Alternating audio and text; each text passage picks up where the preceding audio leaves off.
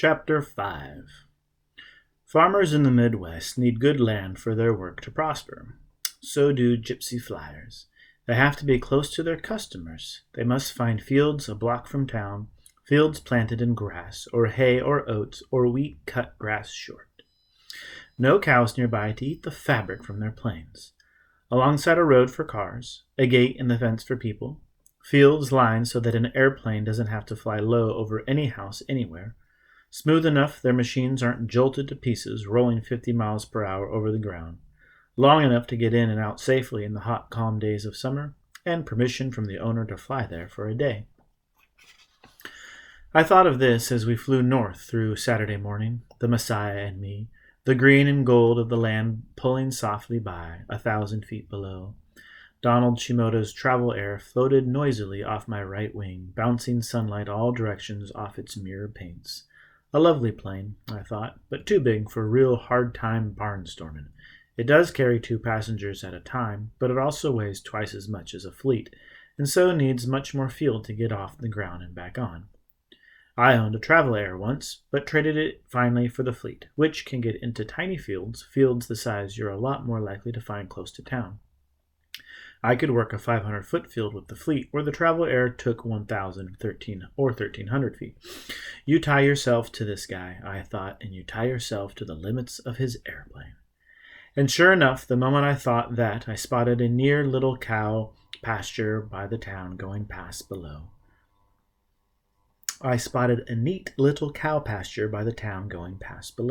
It was a standard 1320-foot field farm cut in half, and the other half sold to the town for a baseball diamond. Knowing Shimoda's plane couldn't land there, I kicked my little flying machine up on her left wing, nose up, power to idle, and sank like a safe toward the ballpark.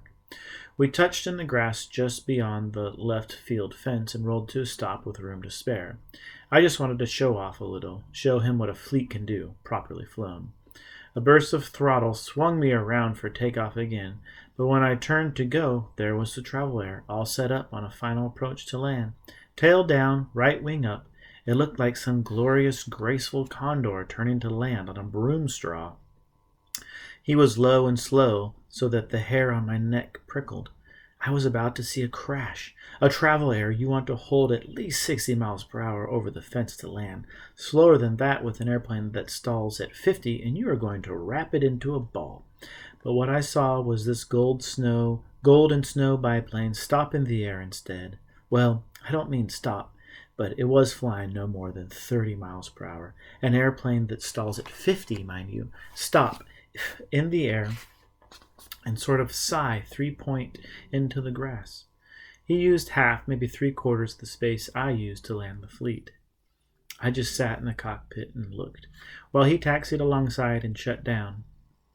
When I turned off my engine, still staring at him dumbly, he called, "Nice field you found, close enough to town, hey?"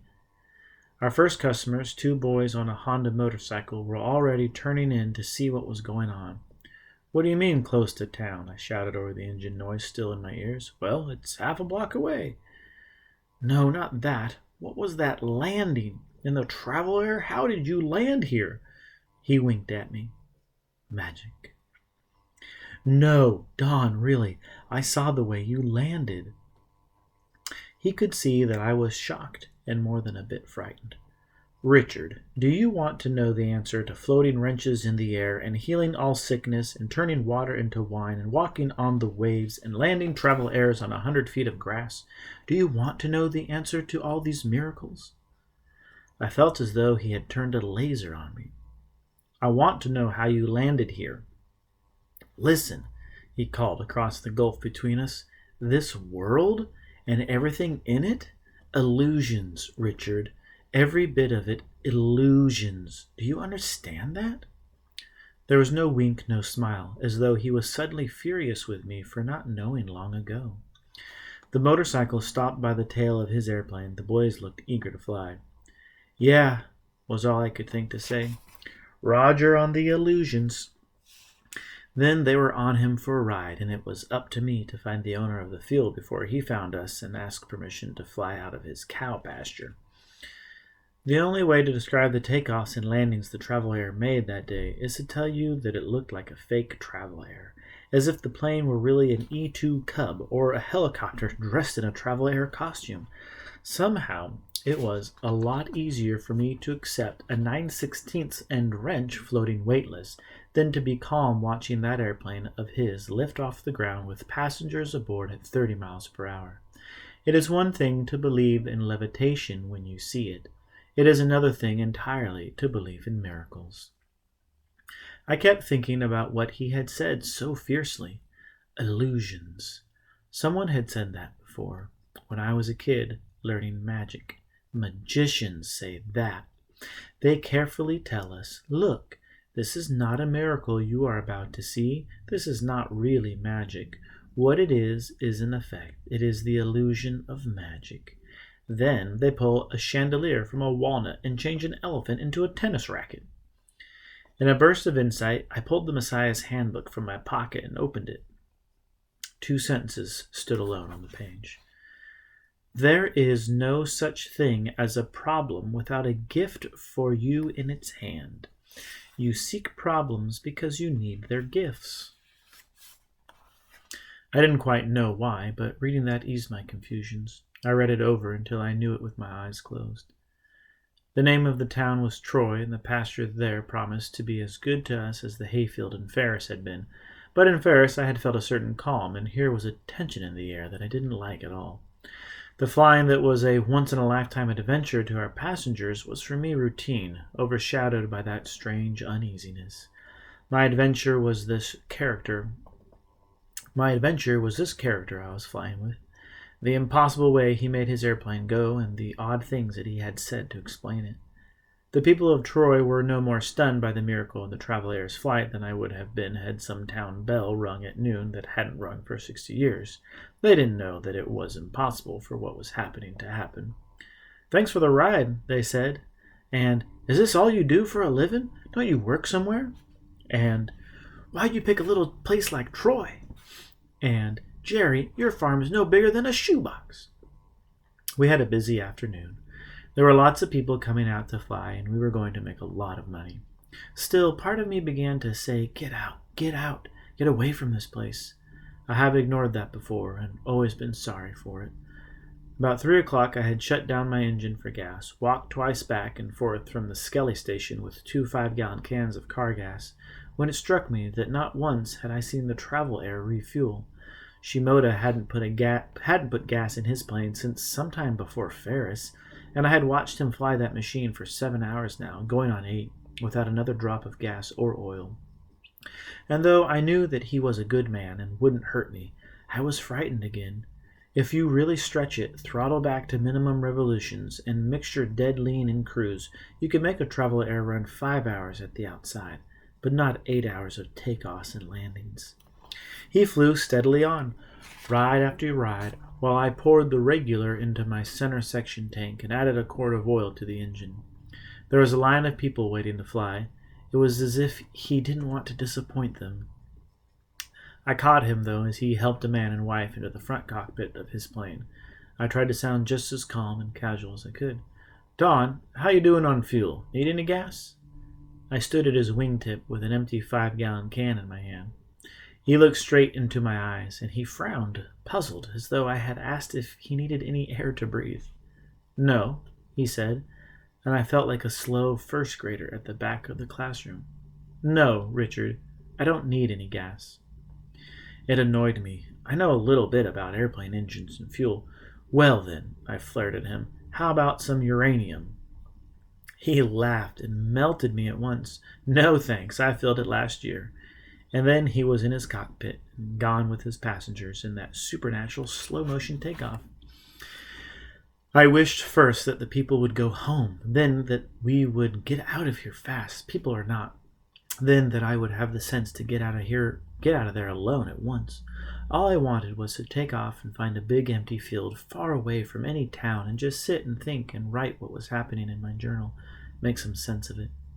I stayed out of the fleet, resting till Shimoda landed again. I walked to his cockpit, there in the propeller blast of the big engine. I've flown about enough, Don. Gonna be on my way. Land out from towns and be a little less busy for a while. It's been fun flying with you. See you again sometime, okay? He didn't blink. One more flight and I'll be with you. Guy's been waiting. All right. The guy was waiting in a battered wheelchair rolled down the block to the field. He was kind of smashed down and twisted into the sea as if by some high-gravity force. But he was here because he wanted to go flying. There were other people around, 40 or 50, some in, some out of their cars, watching curiously how Don would get the man from the chair into the plane. He didn't think about it at all. Do you want to fly? The man in the wheelchair smiled a twisted smile and nodded sideways. Let's go, let's do it, Don said quietly, as though he was talking to someone who was waiting on the sidelines a long while, whose time had come to go into the game again. If there was anything strange about that moment, looking back on it, it was the intensity with which he spoke. It was casual, yes, but it was a command, too, that expected the man to get up and get into the plane. No excuses. What happened then? It was as if the man had been acting and finished the last scene of his crippled invalid part. It looked staged. The high gravity broke away from him as though it was never there. He launched off the chair at a half-run, amazed at himself, toward the travel air. I was standing close and heard him. What did you do? He said. What did you do to me? Are you going to fly or not going to fly? Don said. The price is $3. Pay me before takeoff, please. I'm flying, he said.